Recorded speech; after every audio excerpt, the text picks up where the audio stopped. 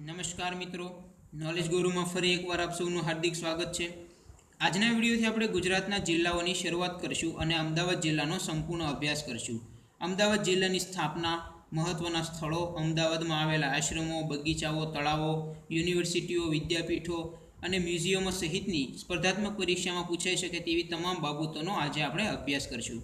આજનો વિડીયો શરૂ કરતાં પહેલાં હું આપ સૌને કહેવા માગીશ કે જો તમે ચેનલમાં નવા હો અને ચેનલને સબસ્ક્રાઇબ કરવાનું બાકી હોય તો ચેનલને સબસ્ક્રાઇબ કરી લેજો અને બાજુમાં આવતા બેલ આઇકન પર ક્લિક કરી લેજો, જેથી તમને અમારા આવનારા વિડીયોની નોટિફિકેશન મળતી રહે। તો શરૂ કરીએ આજનો વિડીયો। અમદાવાદ જિલ્લો, સૌથી પહેલાં આપણે જોઈએ સ્થાપના। તો સ્થાપના અમદાવાદ જિલ્લાની ક્યારે થઈ? ઘણીવાર એક્ઝામમાં પૂછાઈ ગયો છે। 26મી ફેબ્રુઆરી 1411, બરાબર। અમદાવાદ જિલ્લાની સ્થાપના થાય છે 26મી ફેબ્રુઆરી 1411ના રોજ, અને સ્થાપના કોણ કરે છે? તો અહેમદ શાહ કરે છે, બરાબર। જેમનું મૂળ નામ છે નાસિરુદ્દીન અહેમદ શાહ, બરાબર। જે પણ ઓપ્શન હોય આપણને એવો સવાલ પૂછાય કે અમદાવાદની સ્થાપના કોણે કરી, તો અહેમદ શાહ અથવા તો નાસિરુદ્દીન અહેમદ શાહે, બરાબર। જે ઓપ્શનમાં હોય આપણો જવાબ થશે। અમદાવાદ જિલ્લાની સ્થાપના 26 ફેબ્રુઆરી 1411ના રોજ અહેમદ શાહે કરી। અહેમદ શાહે પોતાના આધ્યાત્મિક ગુરુ સંત શેખ અહેમદ ખટુગંજ બખ્શના કહેવાથી અહમદ નામના 4 પવિત્ર પુરુષો દ્વારા પ્રથમ ઈંટ મૂકીને અમદાવાદની સ્થાપના 26મી ફેબ્રુઆરી 1411ના રોજ કરી, બરાબર। અહેમદ શાહના ગુરુ કોણ હતા? આપણને એવો સવાલ પૂછાય, અહેમદ શાહના આધ્યાત્મિક ગુરુ કોણ હતા? તો જવાબ આવશે સંત શેખ અહેમદ ખટુગંજ બખ્શ, બરાબર।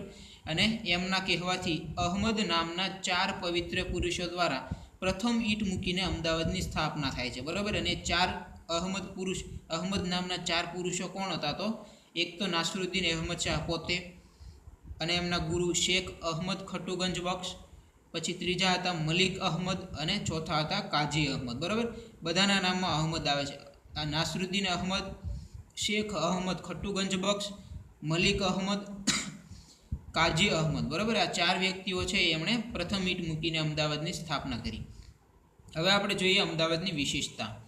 તો વિશેષતા જોતાં પહેલાં તો હું તમને એક વસ્તુ કહી દઉં કે તાજેતરમાં યુનેસ્કો દ્વારા જુલાઈ 2017માં અમદાવાદને વર્લ્ડ હેરિટેજ સિટીમાં સ્થાન આપવામાં આવ્યું, બરાબર। આપણને કરંટમાં આ સવાલ પૂછાઈ શકે કે તાજેતરમાં ગુજરાતના અથવા ભારતના કયા સિટીને વર્લ્ડ હેરિટેજ સિટીમાં યુનેસ્કો દ્વારા સ્થાન આપવામાં આવ્યું? તો અમદાવાદને, બરાબર। અને વર્લ્ડ હેરિટેજ સિટીમાં સ્થાન પામનાર અમદાવાદ છે એ ભારતનું પહેલું અને એકમાત્ર સિટી છે, બરાબર। આપણને ગમે ત્યારે આવનારા સમયમાં પણ આ સવાલ જીકેમાં પૂછાઈ શકે કે ભારતનું પહેલું વર્લ્ડ હેરિટેજ સિટીમાં સ્થાન પામનાર એકમાત્ર સિટી કયું? તો અમદાવાદ। હવે જોઈએ ગુજરાતનું સૌપ્રથમ પાટનગર હતું, બરાબર। ગુજરાતની સ્થાપના થઈ 1960માં, 1 મે 1960ના રોજ, બરાબર। ત્યારે ગુજરાતનું પાટનગર હતું અમદાવાદ, અને વર્તમાન ગુજરાતનું આર્થિક પાટનગર છે। ભારતનું માન્ચેસ્ટર અને ભારતનું બોસ્ટન, બરાબર। આ નામે પણ અમદાવાદને ઓળખવામાં આવે છે। ભારતનું માન્ચેસ્ટર, નીચેનામાંથી કયા સિટીને ભારતનું માન્ચેસ્ટરના નામે ઓળખવામાં આવે છે? તો જવાબ આવશે અમદાવાદ, બરાબર। ભારતનું સૌપ્રથમ પાટનગર હતું, વર્તમાન ગુજરાતનું આર્થિક પાટનગર છે, ભારતનું માન્ચેસ્ટર, બરાબર, અને ભારતનું બોસ્ટન। ત્યાર પછીનો મુદ્દો જોઈએ, ગુજરાતનું સૌથી વધુ વસ્તી ધરાવતું શહેર અને જિલ્લો, બરાબર। આપણને બેમાંથી કોઈ પણ વસ્તુ પૂછાય, ગુજરાતનું સૌથી વધુ વસ્તી ધરાવતું શહેર પૂછાય કે જિલ્લો પૂછાય, જવાબ આવશે અમદાવાદ। ત્યાર પછી ગુજરાતનું સૌથી મોટું રેલવે સ્ટેશન અમદાવાદમાં આવેલું છે। ગુજરાતનું સૌથી મોટું રેલવે સ્ટેશન ક્યાં આવેલું છે? તો અમદાવાદમાં। ત્યાર પછી ભારતની અને એશિયાની સૌથી મોટી હોસ્પિટલ, સિવિલ હોસ્પિટલ પણ અમદાવાદમાં આવેલી છે, બરાબર। ભારતની હોય કે એશિયાની હોય, બરાબર, એટલે ઓટોમેટિકલી ગુજરાતની પણ સૌથી મોટી હોસ્પિટલ, સિવિલ હોસ્પિટલ અમદાવાદમાં આવેલી છે। ગુજરાત, ભારત અને એશિયાની સૌથી મોટી હોસ્પિટલ છે સિવિલ હોસ્પિટલ, જે અમદાવાદમાં આવેલી છે। ત્યાર પછી ગુજરાતમાં સૌપ્રથમ સુતરાઉ કાપડની મિલની સ્થાપના અમદાવાદમાં થયેલી 1861માં, અને એની સ્થાપના કરી હતી રણછોડલાલ છોટાલાલ રેટિયાવાળાએ, બરાબર। તો ગુજરાતમાં સૌપ્રથમ સુતરાઉ કાપડની મિલ ક્યાં સ્થપાઈ? તો અમદાવાદમાં। ત્યાર પછી ગુજરાતનું સૌથી મોટું પ્રાણી સંગ્રહાલય કમલા નહેરુ ઝૂઓલોજિકલ પાર્ક કાંકરિયા ખાતે અમદાવાદમાં આવેલું છે, બરાબર। ગુજરાતનું સૌથી મોટું પ્રાણી સંગ્રહાલય કયું છે? તો કમલા નહેરુ ઝૂઓલોજિકલ પાર્ક, જે અમદાવાદમાં આવેલું છે કાંકરિયા ખાતે। ત્યાર પછી અમદાવાદ જિલ્લો ઘઉંના ઉત્પાદનમાં ગુજરાતમાં પ્રથમ સ્થાને છે. આપણને એવો સવાલ પૂછાય, ગુજરાતમાં ઘઉંના ઉત્પાદનમાં મોખરે કયો જિલ્લો છે, અથવા તો ઘઉંના ઉત્પાદનમાં ગુજરાતમાં પ્રથમ ક્રમે કયો જિલ્લો આવે, તો અમદાવાદ જિલ્લો. ત્યાર પછી ગુજરાતમાં સૌથી વધુ વિધાનસભાની બેઠકો અમદાવાદમાં છે. બરાબર, અમદાવાદમાં કુલ 21 બેઠકો છે, જે વિધાનસભાની સૌથી બેઠકો છે જે અમદાવાદમાં આવેલી છે. અમદાવાદની બેઠકો છે 21. બરાબર, સૌથી વધુ છે. ત્યાર પછી સૌથી વધુ સાક્ષરતા ધરાવતો જિલ્લો, બરાબર, અમદાવાદ છે, જેમાં સાક્ષરતાનો દર છે 86.65. બરાબર, અને સંયુક્ત છે સુરત સાથે. બરાબર, સુરતમાં પણ એ જ રેશિયો છે. એટલે ગુજરાતમાં સૌથી વધુ સાક્ષરતા ધરાવતો જિલ્લો અમદાવાદ અને સુરત છે. બરાબર, એટલે ઓટોમેટિકલી અમદાવાદ. ત્યાર પછી યહૂદીઓનું એકમાત્ર તીર્થધામ સિનેગોગ અમદાવાદમાં ખમાસા ખાતે આવેલું છે. બરાબર, યહૂદીઓનું એકમાત્ર તીર્થધામ કયું છે એવો સવાલ પૂછે તો સિનેગોગ, અને એકમાત્ર તીર્થધામ સિનેગોગ અમદાવાદમાં આવેલું છે. બરાબર, કયા ધર્મનું તીર્થધામ છે તો યહૂદીઓનું. ત્યાર પછી અમદાવાદને ગુજરાતનું હૃદય અને સૂફી સંતોની ભૂમિ પણ કહેવામાં આવે છે. ત્યાર પછી ગુજરાતનો સૌથી મોટો અને એશિયાનો બીજા નંબરનો વિશાળ ઘુમ્મટ દરિયાખાન ઘુમ્મટ પણ અમદાવાદમાં આવેલ છે. ગુજરાતનો સૌથી મોટો અને એશિયાનો બીજા નંબરનો વિશાળ ઘુમ્મટ દરિયાખાન ઘુમ્મટ અમદાવાદમાં આવેલ છે. ત્યાર પછી અમદાવાદના સૌપ્રથમ મેયર કોણ હતા? બરાબર, આ સવાલ પણ એક્ઝામમાં ઘણીવાર પૂછાઈ ગયેલો છે. અમદાવાદના સૌપ્રથમ મેયર કોણ હતા તો ચિનુભાઈ ચિમનભાઈ બેરોનેટ. બરાબર, અમદાવાદના સૌપ્રથમ મેયર હતા ચિનુભાઈ ચિમનભાઈ બેરોનેટ. ત્યાર પછી અમદાવાદમાં કુલ 10 તાલુકાઓ આવેલા છે. પછી દાદા હરીરની વાવ પણ અમદાવાદમાં આવેલી છે. આપણને આ સવાલ પૂછાય કે દાદા હરીરની વાવ ક્યાં આવેલી છે, તો અમદાવાદ ખાતે આવેલ છે. નળ સરોવર અમદાવાદમાં આવેલ છે. બરાબર, આ સવાલ જે હમણાં જ એકવાર પૂછાઈ ગયો કે નળ સરોવર નીચેનામાંથી ક્યાં સ્થળે આવેલ છે, તો અમદાવાદ ખાતે આવેલ છે. ત્યાર પછીનો પ્રશ્ન, ગુજરાતનું સૌપ્રથમ 3D થિયેટર અમદાવાદમાં સાયન્સ સિટી ખાતે શરૂ થયું હતું. બરાબર, આપણને એવા સવાલ પૂછાય, ગુજરાતનું સૌપ્રથમ 3D થિયેટર ક્યાં શરૂ થયું હતું, તો અમદાવાદમાં. ત્યાર પછી ગુજરાતની સૌપ્રથમ કોલેજ ગુજરાત કોલેજ ઈસવીસન 1856માં અમદાવાદમાં શરૂ થઈ હતી. બરાબર, ગુજરાતની સૌપ્રથમ કોલેજ કહીએ તો જવાબ આવશે ગુજરાત કોલેજ, અને એ ક્યાં શરૂ થઈ હતી, તો અમદાવાદમાં. ત્યાર પછી હવે આપણે જોઈએ અમદાવાદ જિલ્લાની સરહદો. બરાબર, આપણને ઘણીવાર અવારનવાર પરીક્ષામાં પૂછાતા હોય કે નીચે કોઈ એક જિલ્લો આપ્યો હોય કે ધારો કે અમદાવાદ જિલ્લો, તો અમદાવાદ જિલ્લાની સરહદ નીચેનામાંથી ક્યાં જિલ્લા સાથે સ્પર્શતી નથી, એવા સવાલ આપણને પૂછાતા હોય. તો એમના માટે અહીંયા આપણે લખ્યું છે અમદાવાદ જિલ્લો અન્ય 7 જિલ્લા સાથે સરહદ ધરાવે છે, જે સૌથી વધુ છે. બરાબર, આપણને એવા સવાલ પૂછે નીચેનામાંથી કયો જિલ્લો 7 જિલ્લા સાથે સરહદ ધરાવે છે, તો અમદાવાદ જિલ્લો. બરાબર, જે ગુજરાતમાં સૌથી વધુ છે. અમદાવાદ, ખેડા, અહીંયા આપણે એક નોંધ લખી છે, અમદાવાદ, ખેડા, રાજકોટ અને સુરેન્દ્રનગર, આ 4 જિલ્લાઓ એવા છે કે જેને અન્ય 7 જિલ્લાઓની સરહદ સ્પર્શ કરે છે. બરાબર, આ સંયુક્ત ક્રમે છે. સૌથી વધુ 7 જિલ્લાઓ નીચેનામાંથી ક્યાં જિલ્લાને 7 જિલ્લાઓની સરહદ છે સ્પર્શ કરતી નથી, તો અમદાવાદ, ખેડા, રાજકોટ અને સુરેન્દ્રનગર છે, એમને 7 જિલ્લાઓની સરહદ સ્પર્શ કરે છે. બરાબર, ગુજરાતમાં સૌથી વધુ જિલ્લાઓની સરહદો સ્પર્શ કરે છે અમદાવાદ, ખેડા, રાજકોટ અને સુરેન્દ્રનગરને, કારણ કે તેને 7 જિલ્લાઓની સરહદ સ્પર્શ કરે છે. તો એ 7 જિલ્લાઓ કયા કયા છે?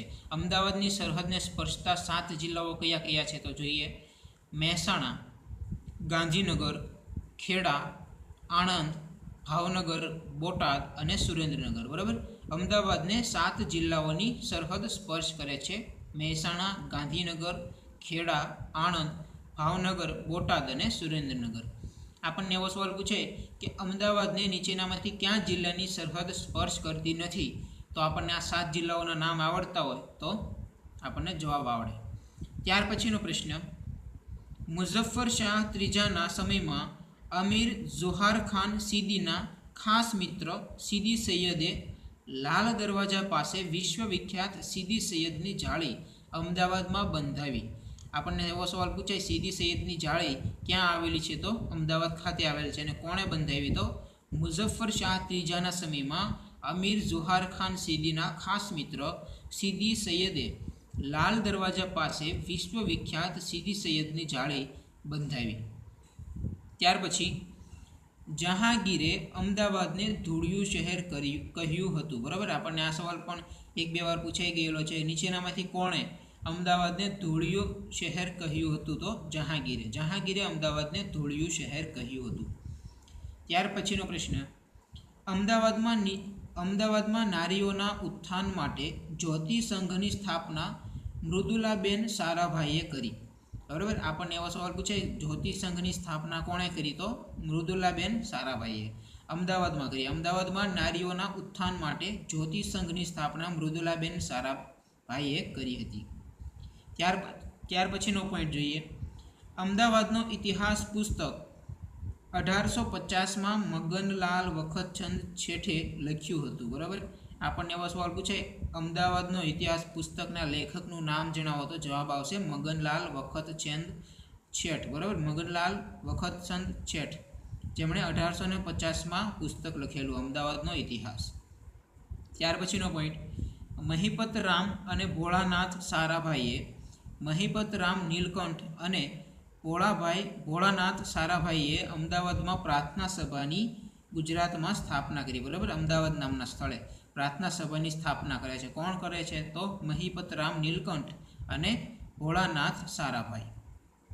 ત્યાર પછી અમદાવાદમાં કુલ 21 દરવાજાઓ આવેલા છે. બરાબર, અમદાવાદમાં કુલ 21 દરવાજાઓ આવેલા છે. ત્યાર પછી ભારતનું સૌપ્રથમ open air theatre drive in cinema અમદાવાદમાં બન્યું હતું. બરાબર, ભારતનું સૌપ્રથમ છે. બરાબર, ભારતનું સૌપ્રથમ open air theatre drive in cinema અમદાવાદમાં બન્યું હતું. ગુજરાતનું પૂછે કે ગુજરાતમાં સૌપ્રથમ open air theatre drive in cinema ક્યાં બન્યું હતું તો પણ અમદાવાદમાં. બરાબર, ભારતમાં અને ગુજરાતમાં સૌપ્રથમ open air theatre drive in cinema અમદાવાદમાં બન્યું હતું. ત્યાર પછી હવે જોઈએ અમદાવાદમાં આવેલા બગીચાઓ.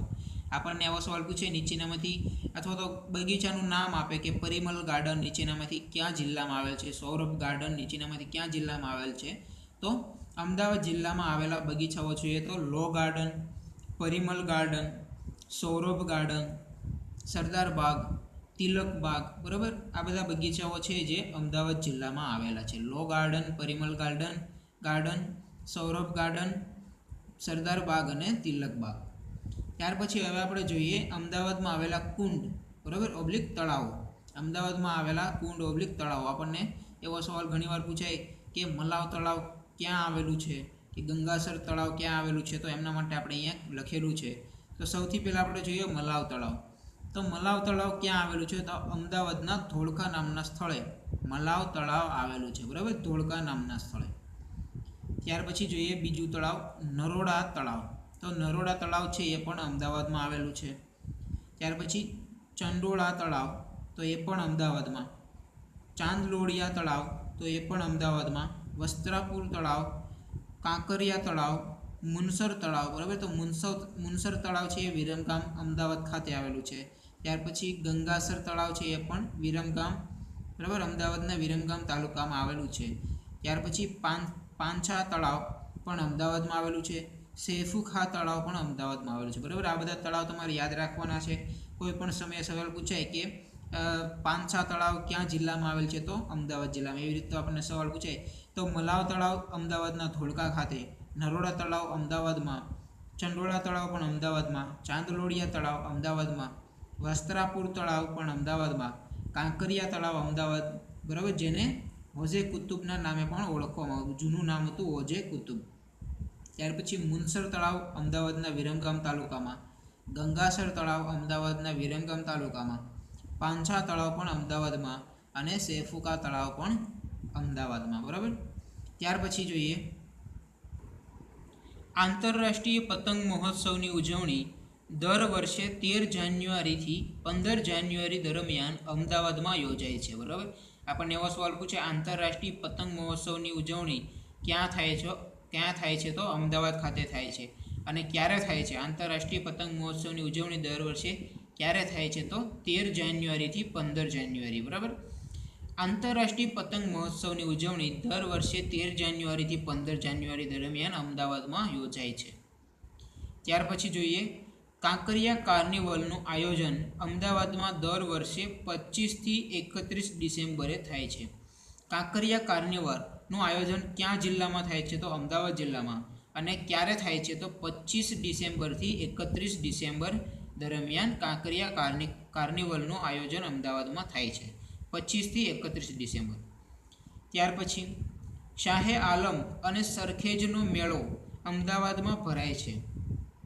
શાહે આલમ અને સરખેજનો મેળો ક્યાં ભરાય છે? તો અમદાવાદમાં ભરાય છે.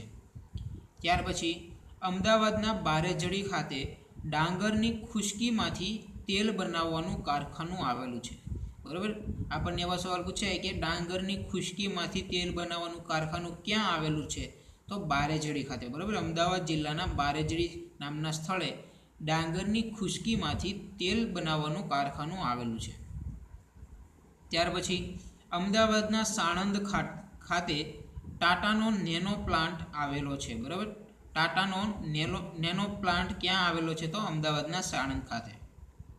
ત્યાર પછી અમદાવાદમાં બાવળા અને બારેજડી ખાતે કાગળ બનાવવાનું કારખાનું આવેલું છે. અમદાવાદમાં બાવળા અને બારેજડી ખાતે કાગળ બનાવવાનું કારખાનું આવેલું છે. ત્યાર પછી ગુજરાત વર્નાક્યુલર સોસાયટીની સ્થાપના અમદાવાદમાં થઈ હતી, જે પાછળથી ગુજરાત વિદ્યાસભાના નામે પણ ઓળખાય છે. બરાબર, ગુજરાત વર્નાક્યુલર સોસાયટીની સ્થાપના અમદાવાદમાં થઈ હતી, જે પાછળથી ગુજરાત વિદ્યાસભાના નામે ઓળખાય છે. બરાબર, આપણે આવી ગુજરાતની વિવિધ સંસ્થાઓના પણ એક વિડીયો બનાવશું, જેમાં બધી સંસ્થાઓનો અભ્યાસ કરશું. અહીંયા આપણે ખાલી તેમની થોડી ઉપર છેલ્લી માહિતી આપી છે. ગુજરાત વર્નાક્યુલર સોસાયટીની સ્થાપના ક્યાં થઈ હતી? તો અમદાવાદમાં થઈ હતી. ત્યાર પછી ગુજરાત સાહિત્ય સભાની સ્થાપના રણજીતરામ વાવાભાઈ મહેતાએ 1904માં અમદાવાદમાં કરી હતી. બરાબર, ગુજરાત સાહિત્ય સભા ક્યાં આવેલી છે? તો એમની સંસ્થા ક્યાં આવેલી છે? તો અમદાવાદ ખાતે આવેલી છે, જેની સ્થાપના રણજીતરામ વાવાભાઈ મહેતાએ કરી હતી 1904માં. ત્યાર પછી અમદાવાદમાં ચંદ્રભાગા નદી ઉપર ઐતિહાસિક દાંડી પુલ આવેલો છે. બરાબર, આપણને એવો સવાલ પૂછે દાંડી પુલ ક્યાં આવેલો છે? તો અમદાવાદ ખાતે આવેલો છે.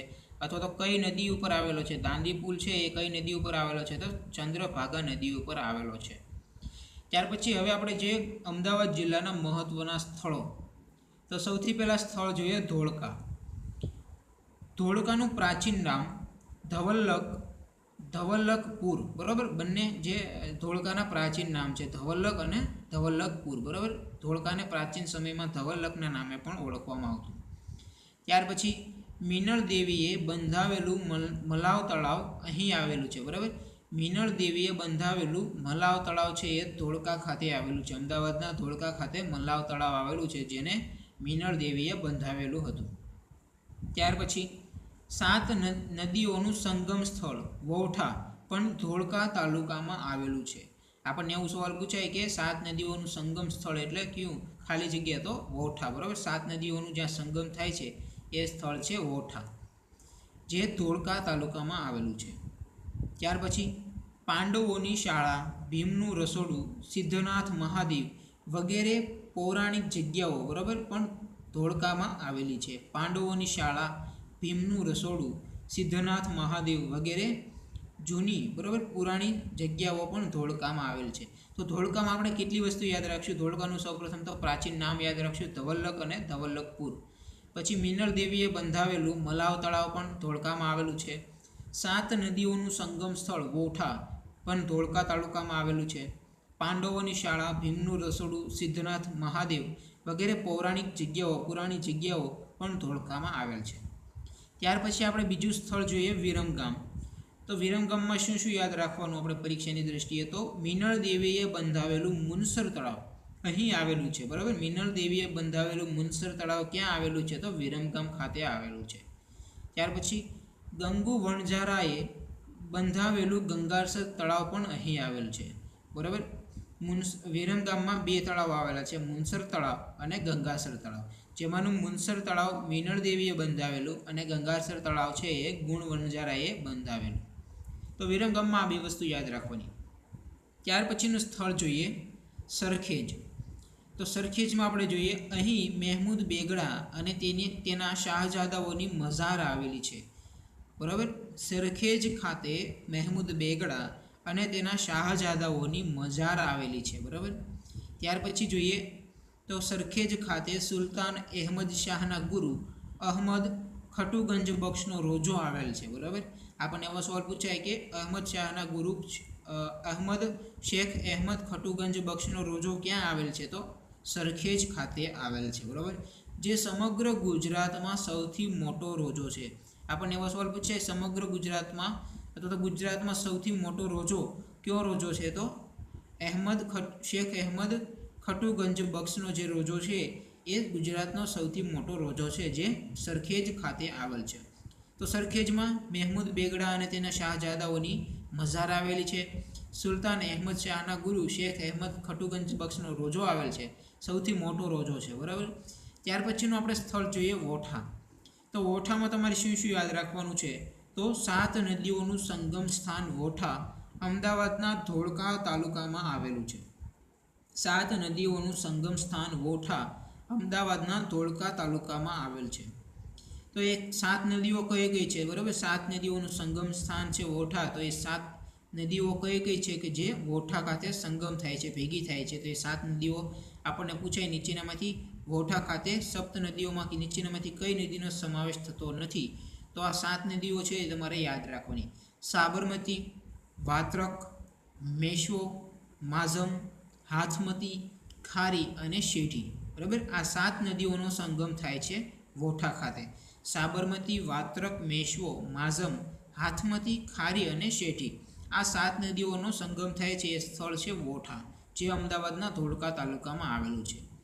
ત્યાર પછી જોઈએ તો અહીં એટલે કે વોઠા ખાતે કાર્તિકી પૂર્ણિમાએ વોઠાનો મેળો ભરાય છે, બરાબર. આપણને એવો સવાલ પૂછે વોઠાનો મેળો ક્યારે ભરાય છે? તો કાર્તિકી પૂર્ણિમાના દિવસે વોઠાનો મેળો ભરાય છે, જે ગુજરાતનો સૌથી મોટો લોકમેળો છે. સવાલ પૂછાય ગુજરાતનો સૌથી મોટો લોકમેળો કયો છે? તો વોઠાનો મેળો છે, એ સૌથી મોટો લોકમેળો છે જે કાર્તિકી પૂર્ણિમાના દિવસે ભરાય છે. આ મેળામાં ગધેડાની મોટા પાયે લેવેચ થાય છે, બરાબર. ગધેડાની મોટા પાયે લેવેચ થાય છે વોઠાના મેળામાં.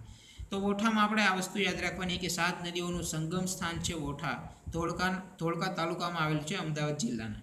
એ 7 નદીઓના નામ યાદ રાખશું તો સાબરમતી, વાત્રક, મેશ્વો, માઝમ, હાથમતી, ખારી અને શેઠી. કાર્તિકી પૂર્ણિમાના દિવસે વોઠાનો મેળો ભરાય છે, જે ગુજરાતનો સૌથી મોટો લોકમેળો છે, અને આ મેળામાં ગધેડાઓની મોટા પાયે લે વેચ થાય છે. ત્યાર પછીનું સ્થળ જોઈએ કોચરબ આશ્રમ. તો કોચરબ આશ્રમ વિશે આપણે કઈ કઈ વસ્તુ યાદ રાખવાની? તો ગાંધીજીએ દક્ષિણ આફ્રિકાથી પાછા ફરી 25 મે 1915ના રોજ અમદાવાદના પાલડી ખાતે કોચરબ ગામ ખાતે કોચરબ આશ્રમની સ્થાપના કરી, બરાબર. ગાંધીજીએ, આપણને એવો સવાલ પૂછે કોચરબ આશ્રમની સ્થાપના કોણે કરી? તો ગાંધીજીએ કરી. કોચરબ આશ્રમની સ્થાપના ક્યારે કરી? તો 25મી મે 1915ના રોજ કોચરબ આશ્રમની સ્થાપના ગાંધીજીએ કરી, બરાબર. એ ક્યાં? તો અમદાવાદ જિલ્લાના પાલડી ખાતે કોચરબ ગામ ખાતે કોચરબ આશ્રમની સ્થાપના કરી, જેને પાછળથી સત્યાગ્રહ આશ્રમના નામે પણ ઓળખવામાં આવે છે, બરાબર. આપણને એવો સવાલ પૂછે નીચેનામાંથી ક્યાં આશ્રમને સત્યાગ્રહ આશ્રમના નામે ઓળખવામાં આવે છે? તો કોચરબ આશ્રમને સત્યાગ્રહ આશ્રમના નામે પણ ઓળખવામાં આવે છે. ત્યાર પછી આપણે જોઈએ બીજો આશ્રમ સાબરમતી આશ્રમ. તો સાબરમતી આશ્રમમાં આપણે જોઈએ ગાંધીજીએ 17મી જૂન 1917ના રોજ સાબરમતી આશ્રમની સ્થાપના કરી. સાબરમતી આશ્રમની સ્થાપના કોણે કરી? તો ગાંધીજીએ કરી. અને ક્યારે કરી? તો 17 જૂન 1917ના રોજ. ત્યાર પછી જેને હરિજન આશ્રમના નામે પણ ઓળખવામાં આવે છે, બરાબર. સાબરમતી આશ્રમ છે એને હરિજન નામે પણ ઓળખવામાં આવે છે. કોચરબ આશ્રમને સત્યાગ્રહ આશ્રમના નામે ઓળખવામાં આવે છે, જ્યારે સાબરમતી આશ્રમને હરિજન આશ્રમના નામે ઓળખવામાં આવે છે, જેની સ્થાપના 17 જૂન 1917ના રોજ ગાંધીજીએ કરી હતી. ત્યાર પછી સાબરમતી આશ્રમ નજીક દધીચી ઋષિનો આશ્રમ આવેલો છે, બરાબર. અને એમની સમાધિનું સ્થળ પણ આવેલું છે, બરાબર. સાબરમતી આશ્રમ નજીક દધીચી ઋષિનો આશ્રમ આવેલો છે અને સમાધિ સ્થળ પણ આવેલ છે. આપણને એવો સવાલ પૂછાય કે દધીચી ઋષિનો આશ્રમ અને સમાધિ સ્થળ ક્યાં આવેલું છે? તો અમદાવાદ જિલ્લામાં સાબરમતી આશ્રમ નજીક આવેલું છે. ત્યાર પછી ગુજરાત રાજ્યનું ઉદ્ઘાટન રવિશંકર મહારાજના હસ્તે સાબરમતી આશ્રમ ખાતેથી થયું હતું. બરાબર, સાબરમતી આશ્રમેથી ગુજરાત રાજ્યનું ઉદ્ઘાટન થયેલું અને ગુજરાત રાજ્યનું ઉદ્ઘાટન કોણે કરેલું હતું? રવિશંકર મહારાજે કરેલું. ઉપરાંત ગુજરાતના પ્રથમ મંત્રીમંડળની શપથવિધિ 1 મે 1960ના રોજ અહીં યોજાઈ હતી. બરાબર, આપણને એવો સવાલ પૂછાય કે ગુજરાતના પ્રથમ મંત્રીમંડળની શપથવિધિ ક્યાં યોજાઈ હતી? તો સાબરમતી આશ્રમ ખાતે યોજાઈ હતી. અને ક્યારે યોજાઈ હતી? તો 1 મે 1960ના રોજ. તો સાબરમતી આશ્રમમાં આપણે એટલી વસ્તુ યાદ રાખવાની કે ગાંધીજીએ 17 જૂન 1917ના રોજ સ્થાપના કરી, જેને હરિજનના આશ્રમના નામે પણ ઓળખવામાં આવે છે. અને સાબરમતી આશ્રમ નજીક દધીચી ઋષિનો આશ્રમ પણ આવેલો છે અને સમાધિ સ્થળ પણ દધીચી ઋષિનું આવેલું છે. અને ગુજરાત રાજ્યનું ઉદ્ઘાટન પણ અહીં જ થયેલું રવિશંકર મહારાજના હાથે. અને પ્રથમ મંત્રીમંડળની શપથવિધિ પણ સાબરમતી આશ્રમ ખાતે જ યોજાઈ હતી. ત્યાર પછી હવે આપણે જોઈએ અમદાવાદમાં આવેલી યુનિવર્સિટીઓ અને વિદ્યાપીઠો. બરાબર, અમદાવાદમાં આવેલી યુનિવર્સિટીઓ અને વિદ્યાપીઠો. તો સૌથી પહેલાં જોઈએ ગુજરાત વિદ્યાપીઠ. તો આપણને એવો સવાલ પૂછાય ગુજરાત વિદ્યાપીઠ ક્યાં આવેલી છે? તો અમદાવાદ ખાતે આવેલી છે. બરાબર, હવે અહીંયા બધી જે યુનિવર્સિટીના નામ બોલું, વિદ્યાપીઠના નામ બોલું, એ અમદાવાદ જિલ્લામાં આવેલી છે. બરાબર, તો ગુજરાત વિદ્યાપીઠની સ્થાપના ક્યારે થયેલી? તો 1920માં થયેલી. ગુજરાત વિદ્યાપીઠની સ્થાપના 1920માં થયેલી. અને પ્રથમ કુલપતિ કોણ હતા? તો મહાત્મા ગાંધી હતા. ગુજરાત વિદ્યાપીઠની સ્થાપના 1920 અને પ્રથમ કુલપતિ હતા મહાત્મા ગાંધી. ત્યાર પછી જોઈએ ગુજરાત યુનિવર્સિટી. તો ગુજરાત યુનિવર્સિટીની સ્થાપના 1949માં થઈ અને પ્રથમ કુલપતિ હતા હરસિંહ દિવેટિયા. ત્યાર પછી IIM એટલે કે ઇન્ડિયન ઇન્સ્ટિટ્યૂટ ઓફ મેનેજમેન્ટની સ્થાપના ક્યારે થયેલી? તો 1961માં. બરાબર, IIM એટલે કે ઇન્ડિયન ઇન્સ્ટિટ્યૂટ ઓફ મેનેજમેન્ટની સ્થાપના અમદાવાદમાં 1961માં થયેલી. ત્યાર પછીની આપણે એક વિદ્યાપીઠ યુનિવર્સિટી જોઈએ, ઇન્દિરા ગાંધી ઓપન યુનિવર્સિટી.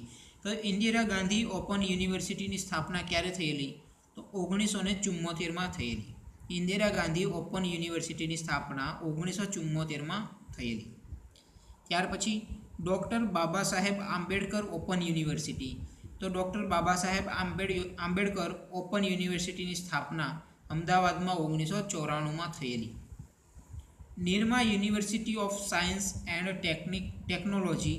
બરાબર, Nirma university of science and ટેકનોલોજીની સ્થાપના ક્યારે થયેલી? તો 2003માં થયેલી.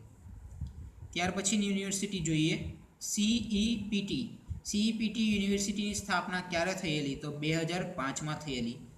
ત્યાર પછી રક્ષાશક્તિ યુનિવર્સિટી. તો રક્ષાશક્તિ યુનિવર્સિટીની સ્થાપના ક્યારે થયેલી?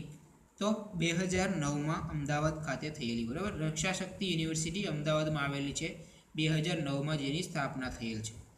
અમદાવાદ યુનિવર્સિટી. બરાબર, તો અમદાવાદ યુનિવર્સિટીની સ્થાપના ક્યારે થયેલી? તો 2009માં થયેલી. અને છેલ્લી યુનિવર્સિટી આપણે જોઈએ નવરચના યુનિવર્સિટી. તો નવરચના યુનિવર્સિટીની સ્થાપના પણ 2009માં થયેલી. તો અમદાવાદમાં આવેલી યુનિવર્સિટીઓ અને વિદ્યાપીઠોમાંથી જો સવાલ પૂછાશે તો તમારે આટલી વસ્તુ યાદ રાખવાની. ગુજરાત વિદ્યાપીઠની સ્થાપના 1920માં અને પ્રથમ કુલપતિ મહાત્મા ગાંધી. ગુજરાત યુનિવર્સિટીની સ્થાપના 1949માં અને પ્રથમ કુલપતિ હરસિદ્ધ દિવેટિયા. IIM એટલે કે ઇન્ડિયન ઇન્સ્ટિટ્યૂટ ઓફ મેનેજમેન્ટની સ્થાપના 1961માં. ઇન્દિરા ગાંધી ઓપન યુનિવર્સિટીની સ્થાપના 1974માં. ડૉક્ટર બાબા સાહેબ આંબેડકર ઓપન યુનિવર્સિટીની સ્થાપના 1994માં. Nirma university of science and ટેકનોલોજીની સ્થાપના 2003માં. CEPT યુનિવર્સિટીની સ્થાપના 2005માં. રક્ષાશક્તિ યુનિવર્સિટીની સ્થાપના 2009માં. અમદાવાદ યુનિવર્સિટીની સ્થાપના પણ 2009માં અને નવરચના યુનિવર્સિટીની સ્થાપના પણ 2009માં. ત્યાર પછી હવે આપણે જોઈએ યુનિવર્સિટીઓ પછી અમદાવાદમાં આવેલા મ્યુઝિયમ. બરાબર, અમદાવાદમાં આવેલા મ્યુઝિયમો જોઈએ તો સૌપ્રથમ જોઈએ ગાંધી સ્મારક સંગ્રહાલય. ગાંધી સ્મારક સંગ્રહાલય ક્યાં આવેલું છે? તો અમદાવાદ ખાતે આવેલું છે. બરાબર, ગાંધી સ્મારક સંગ્રહાલય. ત્યાર પછી મ્યુનિસિપલ મ્યુઝિયમ. મ્યુનિસિપલ મ્યુઝિયમ પણ અમદાવાદમાં આવેલ છે. ત્યાર પછી વિદ્યાભવન અધ્યયન અને સંશોધન મ્યુઝિયમ. હોજે વિદ્યાભવન અધ્યયન અને સંશોધન મ્યુઝિયમ પણ અમદાવાદમાં આવેલ છે. ત્યાર પછી calico museum of textile, calico museum of textile પણ અમદાવાદમાં આવેલ છે. ત્યાર પછી પતંગ મ્યુઝિયમ, તો પતંગ મ્યુઝિયમ છે એ પણ અમદાવાદમાં આવેલ છે, બરાબર. અને એની સ્થાપના કોણે કરેલી છે? તો નાનુભાઈ શાહે. પતંગ મ્યુઝિયમ નાનુભાઈ શાહે સ્થાપના કરી, જે અમદાવાદમાં આવેલ છે. ત્યાર પછી શ્રેયસ ફ્રોક મ્યુઝિયમ, બરાબર, પણ અમદાવાદમાં આવેલ છે. Shreyas frock museum. તો અમદાવાદમાં આવેલા મ્યુઝિયમો તમારે યાદ રાખવાના છે: ગાંધી સ્મારક સંગ્રહાલય, મ્યુનિસિપલ મ્યુઝિયમ, હોજે વિદ્યાભવન અધ્યયન અને સંશોધન museum, calico museum of textile, પતંગ મ્યુઝિયમ અને શ્રેયસ ફ્રોક મ્યુઝિયમ. ત્યાર પછી જોઈએ રિસર્ચ સ્ટેશન અને વિજ્ઞાન કેન્દ્ર. આજના વિડીયોનો છેલ્લો ટોપિક રિસર્ચ સ્ટેશન અને વિજ્ઞાન કેન્દ્ર. સૌપ્રથમ જોઈએ CEE એટલે કે સેન્ટર ફોર એન્વાયરમેન્ટ એજ્યુકેશન, બરાબર. આપણને એવો સવાલ પૂછે, સેન્ટર ફોર એન્વાયરમેન્ટ એજ્યુકેશન ક્યાં આવેલ છે? તો અમદાવાદ ખાતે આવેલ છે, બરાબર, CEE. ત્યાર પછી institute for plasma research, IPR એટલે કે ઇન્સ્ટિટ્યૂટ ફોર પ્લાઝમા રિસર્ચ છે એ પણ અમદાવાદમાં આવેલ છે.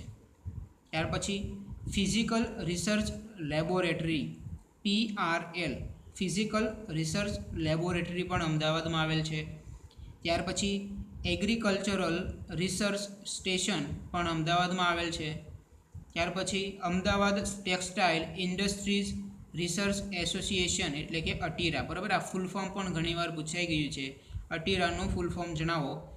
Ahmedabad textile industries research association, જે અમદાવાદમાં આવેલ છે, એટલે કે અટીરા. ત્યાર પછી હોમિયર ટ્રેનિંગ એન્ડ રિસર્ચ ઇન્સ્ટિટ્યૂટ, બરાબર, અમદાવાદમાં આવેલ છે, હોમિયર ટ્રેનિંગ એન્ડ રિસર્ચ ઇન્સ્ટિટ્યૂટ. ત્યાર પછી Gujarat cancer and research institute એટલે કે GCRI, Gujarat cancer and research institute GCRI પણ અમદાવાદમાં આવેલ છે. ત્યાર પછી national institute of occupational health એટલે કે NIOH, national institute of occupational health પણ અમદાવાદમાં આવેલ છે. ત્યાર પછી ફોરેન્સિક સાયન્સ લેબોરેટરી પણ અમદાવાદમાં આવેલ છે. ત્યાર પછી space application centre, SAC, space application centre પણ અમદાવાદમાં આવેલ છે. ત્યાર પછી નેશનલ ઇન્સ્ટિટ્યૂટ ઓફ ડિઝાઇન એટલે કે NID, national institute of design પણ અમદાવાદમાં આવેલ છે, બરાબર. સૌથી પહેલાં આપણે જોયું CEEનું ફૂલ ફોર્મ પૂછાય તો સેન્ટર ફોર એન્વાયરમેન્ટ એજ્યુકેશન. આ સંસ્થા, બરાબર, વિજ્ઞાન કેન્દ્ર રિસર્ચ સ્ટેશન છે એ અમદાવાદમાં આવેલ છે, centre for environment education. Institute for plasma research એટલે કે IPR પણ અમદાવાદમાં આવેલ છે. ફિઝિકલ રિસર્ચ લેબોરેટરી PRL પણ અમદાવાદમાં આવેલ છે. એગ્રીકલ્ચરલ રિસર્ચ સ્ટેશન પણ અમદાવાદમાં આવેલ છે. Ahmedabad textile industries research association ATIRA નામની સંસ્થા પણ અમદાવાદમાં આવેલ છે. હોમિયર ટ્રેનિંગ એન્ડ રિસર્ચ ઇન્સ્ટિટ્યૂટ પણ અમદાવાદમાં આવેલ છે. Gujarat cancer and research institute એટલે કે GCRI પણ અમદાવાદમાં આવેલ છે. National institute of occupational health એટલે કે NIOH પણ અમદાવાદમાં આવેલ છે. ફોરેન્સિક સાયન્સ લેબોરેટરી અમદાવાદમાં આવેલ છે. સ્પેસ એપ્લિકેશન સેન્ટર એટલે કે SAC પણ અમદાવાદમાં આવેલ છે. National institute of design NID પણ અમદાવાદમાં આવેલ છે. તો અહીં તમારો અમદાવાદ જિલ્લો પૂર્ણ થાય છે. અમદાવાદ જિલ્લામાં તમારે આટલી વસ્તુ યાદ રાખવાની છે, જે અહીંયા આપણે વિડીયોમાં ઉપલબ્ધ કરાવી છે. એટલી વસ્તુ તમારે યાદ રાખવાની છે. આજના વિડીયોમાં આપણે અહીં સુધી રાખીએ. આવતા વિડીયોમાં આપણે મળશું નવા જિલ્લા સાથે. જો તમને આજનો વિડીયો પસંદ આવે તો લાઇક કરજો, તમારા મિત્રો સાથે શેર કરજો અને ચેનલને સબસ્ક્રાઈબ કરવાનું બાકી હોય તો ચેનલને સબસ્ક્રાઈબ કરી બાજુમાં આવતા બેલ આઇકન પર ક્લિક કરજો, જેથી તમને અમારા આવનારા વિડીયોની નોટિફિકેશન મળતી રહે. Thank you for watching my video. Thank you.